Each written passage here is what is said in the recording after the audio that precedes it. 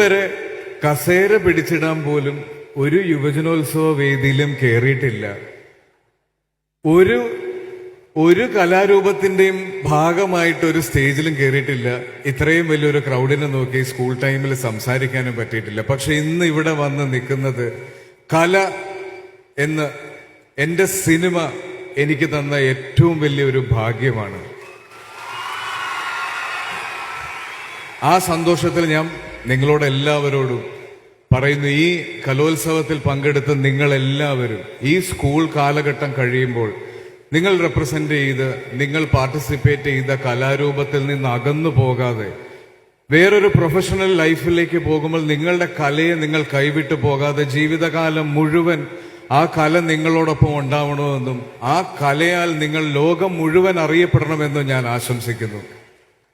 ഒരുപാട് സന്തോഷം ഇന്ന് ഈ വേദിയിൽ വന്ന് നിൽക്കാൻ പറ്റിയതിൽ. ഇത്രയും ഗംഭീരമായി ഇങ്ങനെ ഒരു കലോത്സവം ഞാൻ മനസ്സിലാക്കിയെടുത്തോളം ഏഷ്യയിലെ തന്നെ ഏറ്റവും വലിയൊരു ഉത്സവമാണ് ഈ കഴിഞ്ഞു പോയതെന്നാണ് എനിക്ക് അറിയാൻ കഴിഞ്ഞത്. ഇത്രയും ഗംഭീരമായി ഇത് സംഘടിപ്പിച്ച ഇതിന്റെ സംഘാടകർക്കും സംസ്ഥാന സർക്കാരിനും ഇതിന്റെ പിന്നിൽ പ്രവർത്തിച്ച എല്ലാവർക്കും, ഇന്ന് ഈ ക്രൗഡ് കൺട്രോൾ ചെയ്ത് നിൽക്കുന്ന എല്ലാ പോലീസ് ഓഫീസേഴ്സിനും എല്ലാവർക്കും എന്റെ ആശംസകൾ.